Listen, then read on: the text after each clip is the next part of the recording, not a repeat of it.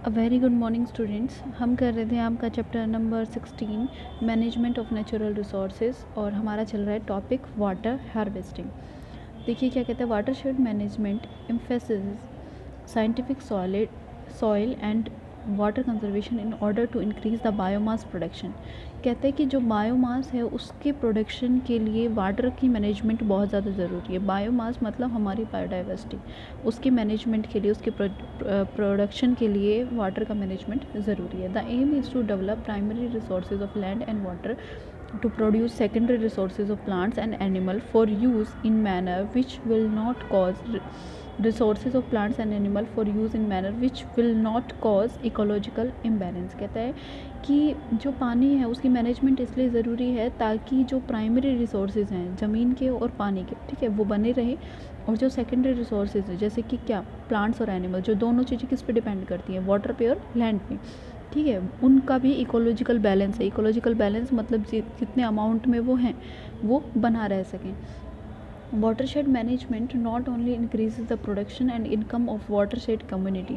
Watershed management मतलब water की जो मैनेजमेंट है वो केवल वाटर की प्रोडक्शन में, मतलब वाटर का अमाउंट बढ़ाने के लिए काम नहीं आती, वो वाटरशेड कम्युनिटी की जो इनकम होती है उसको भी बढ़ाती है, but also mitigates draft and flood and increase the life of down stream dams and reserves. यहाँ तक कि जो कंडीशंस होती हैं, कैसी सूखे की जो कंडीशन होती है, बाढ़ की जो कंडीशन होती हैं, वहाँ पर भी इनका बहुत ज़्यादा यूज़ होता है। और जो अगर बाढ़ की कंडीशन आ जाती है तो बाढ़ कब आती है, अगर डैम्स वगैरह होंगे तो बाढ़ आएगी नहीं, ठीक है। तो डैम्स इसीलिए तो बनाए जाते हैं ना, क्योंकि जो पानी होता है उसको कंजर्व किया जा सके। तो वही ये कहना चाह रहा है कि इससे क्या होगी, जो लाइफ है ना वो इंक्रीज़ कर जाएगी।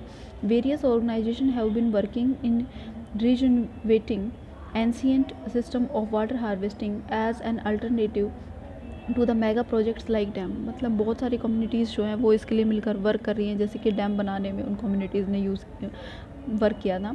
These community have been hundreds of ingenious water saving method to capture every trickle of water that had fallen on their land, dug small pits and lakes, but in place simple watershed system, built small earthen dams, constructed dikes, sand and limestone reserves, set up rooftop water collecting units. This has recharged groundwater level and even brought river back to life. देखिए ये क्या कहता है कि water harvesting जो है, water shade management जो होती है उसके अंदर क्या किया जाता है, अलग अलग मेथड से वाटर को प्रोटेक्ट किया जाता है, वाटर की मैनेजमेंट की जा रही है। जैसे कि जो नदियाँ होती हैं उनके अंदर क्या है कि जो छोटे छोटे गड्ढे हैं उनको बनाया गया है ताकि वाटर जो है ज़्यादा से ज़्यादा क्या कर सके, कंजर्व कर सके वो, ठीक है। जो रूफ टॉप्स हैं, मतलब छत के ऊपर बारिश का पानी रोकने के लिए भी अलग अलग सिस्टम्स तैयार किए गए हैं, वाटर को कलेक्ट करने के लिए वाटर कलेक्टिंग यूनिट्स लगाई गई हैं। इससे क्या होगा, जो ग्राउंड वाटर है, ग्राउंड वाटर का जो लेवल है वो मेंटेन रहेगा, ठीक है।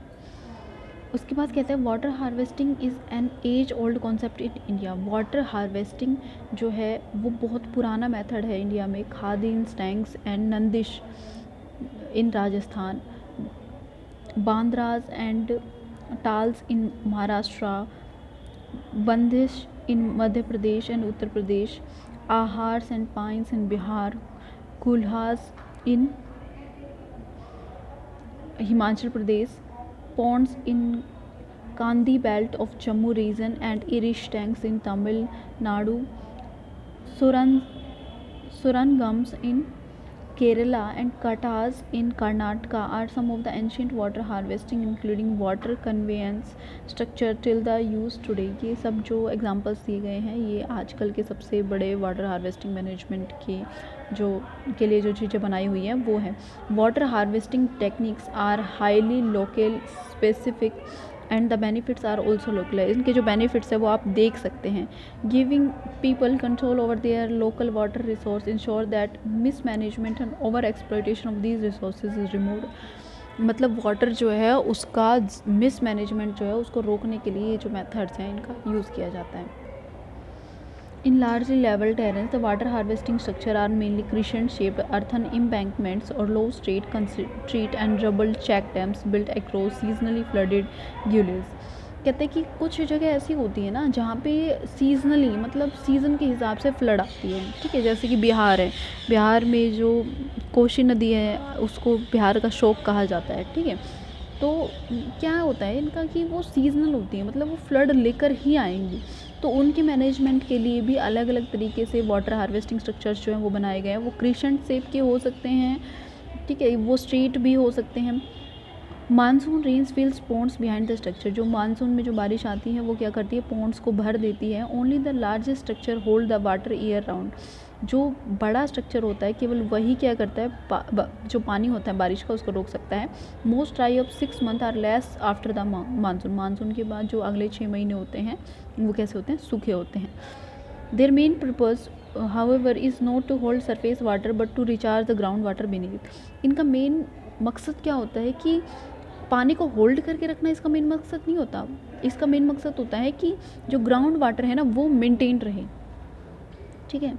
The advantages of water stored in ground are many, it doesn't evaporate. जो पानी है ग्राउंड के अंदर जो स्टोर्ड है जो वाटर, उसका क्या क्या बेनिफिट होता है, इट डज़ नॉट इवेपोरेट, कि उसका इवेपोरेशन वाष्पीकरण नहीं होता, but spread out to recharge wells and provides moisture for vegetation over a wide area. लेकिन वो क्या करता है, जो कुएँ होते हैं उनको और जो वेजिटेशंस हैं, मतलब प्लांट्स वगैरह जो हम ग्रो कर रहे हैं उनको मॉइस्चर प्रोवाइड करता है। In addition it does not provide breeding ground for mosquito like, और स्टेगनेंट वाटर नहीं होता वो। स्टेगनेंट मतलब खड़ा पानी नहीं है, अगर पानी खड़ा हुआ होगा तो उसमें क्या होगा, मॉस्किटोज़ वगैरह ये चीज़ें डेवलप हो जाएंगी। लेकिन वो ग्राउंड वाटर है तो वहाँ पर ये सब चीज़ें भी नहीं होती, ना ही कोई कॉन्टामिनेशन हो सकता है। ह्यूमन और एनिमल वेस्ट की वजह से भी कोई कॉन्टामिनेशन उसमें नहीं हो सकता। नेक्स्ट क्या आता है भाई, कोल एंड पेट्रोलियम, ठीक है। We have seen some of the issues involve in conservation and sustainable resources like forest, wildlife and water. हमने मतलब इनसे रिलेटेड जो भी इश्यूज़ थे, प्रॉब्लम्स थी, वो हमने देख ली। किन से रिलेटेड, फॉरेस्ट से, वाइल्ड लाइफ से और पानी से। These can meet our needs perpetually if we were to use them in sustainable manner, कि ये सारी चीज़ें ना हमारा जो नीड्स है, हमारी आवश्यकता है, उनको पूरा कर सकती हैं अगर हम इनको एक डेफिनेट मैनर में, डेफिनेट तरीके से यूज़ करें। अब हम कुछ और स्रोत की बात करते हैं, जैसे कि फॉसिल फ्यूल है, जैसे कोयला है, पेट्रोल है, ये भी क्या है, एनर्जी के सोर्सेज होते हैं। Since industrial revolution we have been using increasing amount of energy, हम बहुत ज़्यादा जो एनर्जी है उसका यूज़ कर रहे हैं जैसे जैसे इंडस्ट्रीज़ जो है वो बढ़ रही हैं, ठीक है। बहुत हमारी जो लाइफ है वो कम्प्लीटली इनके ऊपर डिपेंड हो गई है, कोल और पेट्रोल के ऊपर डिपेंड हो गई है। तो इनका भी मैनेजमेंट ना बहुत ज़्यादा ज़रूरी हो गया है। Coal and petroleum were formed from the degradation of biomass million year ago and hence they are resources that were exhausted in future no matter how carefully we use them. देखिए ये पता है क्या कहना चाहता है, कि जो कोयला और पेट्रोल है ना वो बहुत साल पहले बना हुआ है। कैसे बना हुआ है कि बहुत साल पहले बहुत सारे जीव जंतु वगैरह जो थे, पेड़ पौधे थे, वो बरिड हो गए, बहुत बड़ी बड़ी चट्टानों के नीचे वो दब गए। दबने के बाद उनका क्या हुआ, क्रश हो गए। क्रश होने से धीरे धीरे डिग्रेड होने से उनका क्या बन गया, लिक्विड बन गया। और लिक्विड बनने के बाद किस फॉर्म में कन्वर्ट हो गए, वो कोल और पेट्रोल की फॉर्म में कन्वर्ट हो गए, ठीक है। तो अब इस पैराग्राफ में आपको क्या बताया गया है कि इस पैराग्राफ में ये बताया गया है कि जो कोल और पेट्रोल है ना उनका हम लगातार यूज़ किए जा रहे हैं, ठीक है।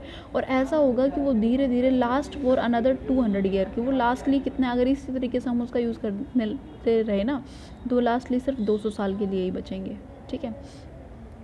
अब जो कोल और पेट्रोल है वो भी किससे बने, बायोमास से बने हैं, ठीक है। In addition to carbon these contain hydrogen, nitrogen, sulphur, ये सारी जो गैसेज हैं वो इससे निकलती हैं। कार्बन डाइऑक्साइड यहाँ से निकलती है, और उसी कार्बन डाइऑक्साइड से क्या होता है, ग्रीन हाउस गैस होती है। वो ग्रीन हाउस इफेक्ट जो हमने ऑलरेडी पढ़ लिया था, क्या होता है, एटमॉस्फेयर के अंदर जो कार्बन डाइऑक्साइड होती है वो जो सन से रेज आती हैं उनको कैप्चर कर लेती है। उनको कैप्चर करने के बाद क्या करती है, जो हमारी अर्थ का एटमॉस्फेयर है उसको गर्म कर देती है। अर्थ का एटमॉस्फेयर गर्म होने से क्या होगा, जो ग्लेशियर्स हैं हमारी अर्थ पर वो क्या होंगे, पिघल जाएंगे, ठीक है। और ग्लेशियर्स पिघलेंगे तो फ्लड की स्थिति आ सकती है, ठीक है। ये है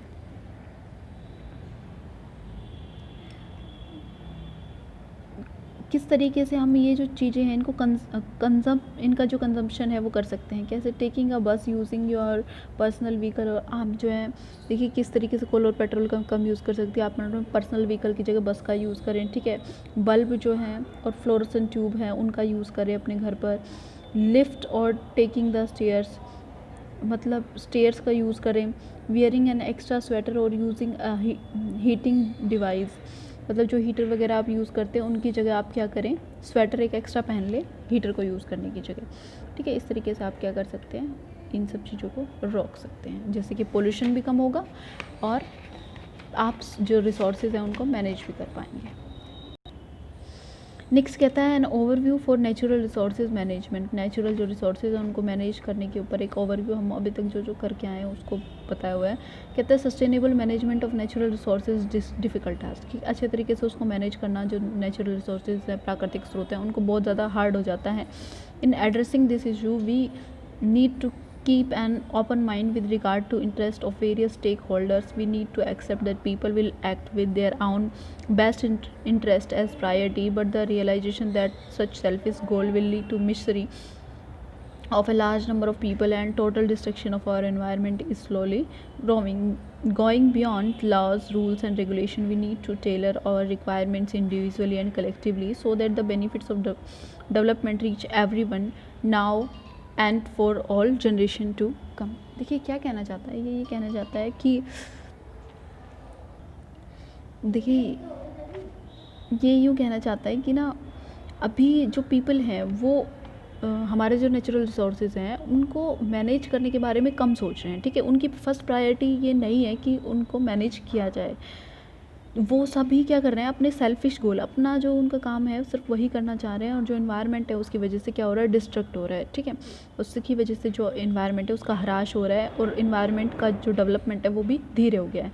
लेकिन लोगों को क्या करना चाहिए, अपने बारे में ना सोच के इन्वायरमेंट के डेवलपमेंट के बारे में सोचना चाहिए, ताकि हमारी जो आने वाली जनरेशन है वो भी उन रिसोर्सेज का फ़ायदा उठा सके जिनका फ़ायदा हम ले रहे हैं। Okay, so that's all for today. आपका चैप्टर हो गया है कंप्लीट। Thank you.